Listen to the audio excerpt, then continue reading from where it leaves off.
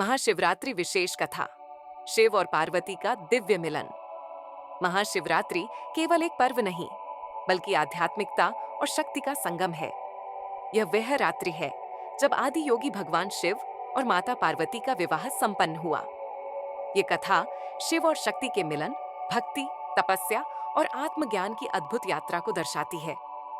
हिमालय की पवित्र वादियों में देवी पार्वती ने अपनी बाल्यावस्था में ही महादेव को अपना आराध्य मान लिया था।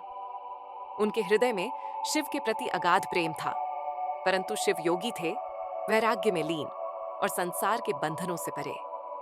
एक दिन जब पार्वती अपने महल की ऊंचाइयों से कैलाश पर्वत को निहार रही थीं, तब उनकी सखी ने कहा, देवी, महादेव तो सन्यासी हैं।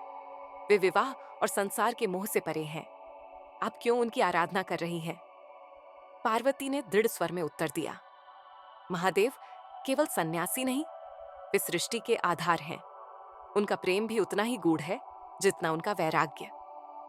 मैं संकल्प लेती हूं कि उन्हें अपने पति रूप में प्राप्त करके ही रहूंगी। इसके बाद उन्होंने कठोर तपस्या करने का निश्चय किया। पार्वती ने घनघोर वन में जाकर वर्षों तक कठिन तपस्या की। वे कांटों की शैया पर सोती, गर्मी में धूप और वर्षा में ठंडी हवाओं को सहती। उनके इस कठोर व्रत को देखकर देवता, आर्षि मुनि और स्वयं नारद भी चकित थे। भगवान शिव उनकी भक्ति की परीक्षा लेने के लिए एक वृद्ध साधु का रूप धारण कर उनके समक्ष प्रकट हुए और बोले, हे देवी, तुम क्यों एक योगी को पति रूप में प्राप्त करना चाहती हो?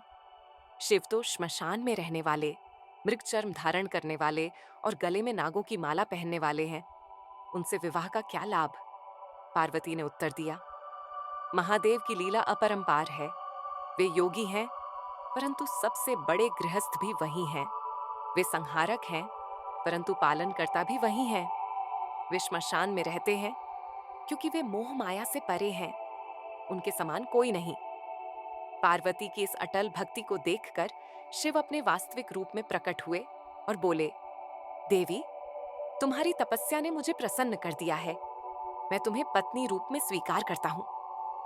देवताओं और समस्त ऋषि मुनियों के मध्य महाशिवरात्रि के शुभ अवसर पर भगवान शिव और माता पार्वती का विवाह धूमधाम से संपन्न हुआ। कैलाश पर्वत दिव्य प्रकाश से आलोकित हो उठा। देवगण पुष्प वर्षा करने लगे।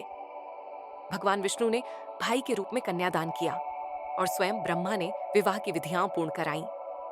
संपूर्ण ब्रह्मांड में आनंद की लहर दौड़ गई। यह दिन महाशिवरात्रि के रूप में प्रसिद्ध हुआ, जब शिव और शक्ति का मिलन हुआ। महाशिवरात्रि हमें यह संदेश देती है कि भक्ति और तपस्या से असंभव भी संभव हो सकता है। यह पर्व केवल शिव और पार्वती के विवाह का प्रतीक नहीं, बल्कि आत्मा और परमात्मा के मिलन की पावन घड़ी है। जो भी इस रात्रि को जागरण करता है, उपवास रखता है और शिव का ध्यान करता है, उसके जीवन में आध्यात्मिक जागृति होती है। कथा की समाप्ति। हर हर महादेव। दोस्तों, यदि आपको यह कहानी पसंद आई हो तो कृपया हमारे चैनल प्राचीन रहस्य कथा को सब्सक्राइब करें, वीडियो को लाइक करें और अपनी राय कमेंट में साझा करें। हम ऐसी और रोमांचक कहानियां लाते रहेंगे। तब तक खुश रहे, हंसते रहे। धन्यवाद।